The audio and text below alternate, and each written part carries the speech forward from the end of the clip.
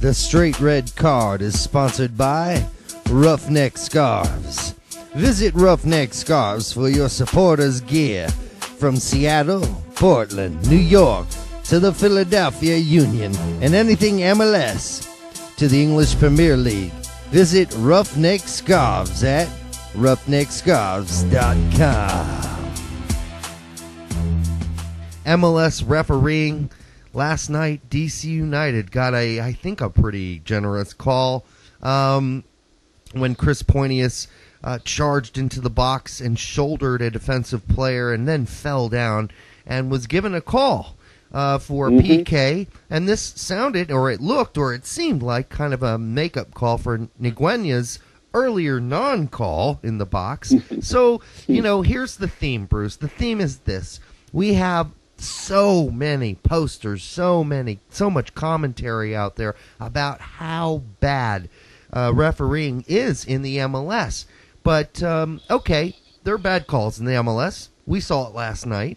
But aren't there just bad calls wherever you go? I mean, you look at the World Cup, it was supposed to be sort of the international all-star team of referees, and they did a piss-poor job too. So are we just complaining a little too much, or is MLS refereeing really as bad as a lot of people say it is? The way I look at it is, if we held players to the same standards we hold referees, the players would get destroyed. Yeah. Because the referees make a couple of mistakes a game where players make dozens. Yeah. I mean, that's crazy talk. Mm-hmm. Yes, okay, they're supposed to be the arbiter, and they should be as close to perfect as possible. But they're human. They're not going to be perfect. They make mistakes. You watch any game in any country, in any league, and you're going to have problems with some call a referee makes. It's just the way it is. You watch the NFL, they have, how many referees do they have on the field at every time? 8 or 11 or 20. Yeah. whatever? And they have TV, they have review, and they still get it wrong. Yep. Yeah. So, to me, I don't even, on Du Nord, we don't talk about referees. It's not even a topic of discussion. It does not come up. I don't write about it. No one comments about it. It's a moot point. Because most of the time, when a team is complaining about referees, it's usually because they choke themselves and didn't get the job done, and they're looking for anyone else to blame. One play does not make the game. Nope. They're always like, oh, if we got that PK, we would have won the game. But you know what? You had 90 minutes to put the ball in the back of the net, and you didn't do that. How about the 8 shots you took and none of them were on goal? Yeah. Yeah. And Derek, I'm going to go ahead and kill a post on Big Soccer Now, but in that little intro there for this new topic, you did say the MLS at least twice. Oh, God, not again. And hey. My feeling on the subject is MLS refs will make mistakes, but you know what? Look at any league. Any league has the same problem. Refs make mistakes. It happens. My biggest problem with MLS refs is they do seem to be too eager to go to the cards to try to regain control of the match. Whereas if you look at like the EPL, the refs there, I mean, I've seen games where they don't show a single card, even though there have been fouls worthy of cards. But they talk to the player, they keep control of the match, and the game goes by smoothly. But game management. They manage it well. And in MLS, it seems like they're not eager to go to it, but they're quick to go to it to say, hey, you know what? I'm the ref here. Listen to me. Here's a yellow card. And, and from there on out, it just seems like it just goes downhill. I am the law. Yeah. Nice reference. I have to give you props on that. It's if they talk to the players more, that's what you're saying? Instead of giving out cards, talk to guys more and those kind of things? I'm not saying that'll fix the problem. I'm just saying they just seem quicker to go to their cards. Sure. Yeah. I have to be honest, the thing I have a bigger problem with is all the players on the field that go nuts every time a referee makes a call. Yeah. That bothers me even more than the referees blowing a call. Yeah. I don't disagree with that at all. And they could fix that in a minute. All they do is every time somebody looks at a referee squirrely, bang, it's a yellow card. Well, that might be a little. Could that be a little extreme, Bruce? Because then Landon Donovan would get 2 yellows within a half an hour. Yeah, that's fine. He won't do it the next game, will he? Well, he won't be in the next game then. Okay, good point.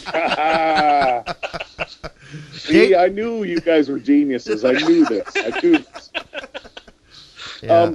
No, you look at the NBA rules, and it was about 7 or 8 years ago, they put in that rule where if you make any demonstrative move toward the referee, it's a technical, which is a yellow card, right? Right. More or less. And I don't know how much you guys pay attention, but do you remember Rasheed Wallace and his antics? Oh, yeah. Absolutely. I mean, there was a year he literally got 43 technicals. Yeah. For the Pistons, could you imagine a player getting 43 yellow cards in a season? Yeah. And within 2 years of those new rules going into effect, he had 9 technicals. Yeah, that changed him. There's no doubt about it. With the amount of money that they had to pay per yellow card, I don't think anybody would make any money if they had 43 yellow cards in a season. Exactly. They'd be borrowing money from their mothers to play in MLS. If they took that and put it into effect, this whole sham of respect, it's the biggest joke I've ever seen. Yeah.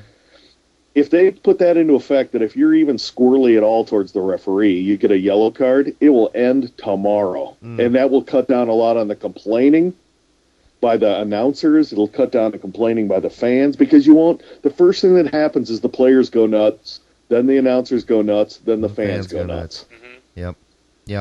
And that's the way I see it. And that player usually is Landon Donovan. I'm sorry, Landon. At least according to Luke Rogers. Yeah. Right. Whoever that is. Who the hell is Luke Rogers? Yeah, I don't know who that guy is.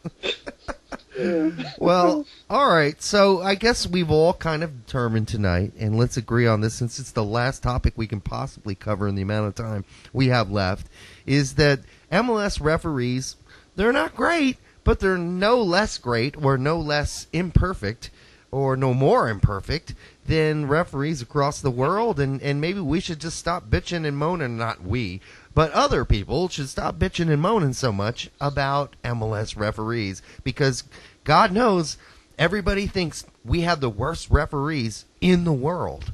There's also those same people think we have the worst league in the world. Well, those people are idiots. If you're saying we as in CONCACAF, then I would agree with that. But in MLS, I don't think we have the worst referees ever. No. And I think also you're saying we as in everyone except us three brilliant minds. Yeah, exactly. Well, yeah. I don't like us. If the three of us come to a consensus, Bruce, obviously there's something to it. I've rarely gotten anything wrong in my life. I know that. Yeah, me neither. Yeah, I'm right there with you. God help us if we ever disagree. But Bruce, I want to thank you for coming on. It has actually been a 45-minute segment for you, and holy moly, I apologize for that. I'm not sure how that happened. It happens all the time. I'm good. I'm good with it. I have dinner plans for later, so I'm good. All right. Well, we better let you go and go eat your dinner. But again, Bruce, thanks for coming on, and hopefully you'll come on again. It was a blast. Oh, it's my pleasure. You're very welcome, and I really appreciate the call. All right. Take care, Bruce. Bye. Bye.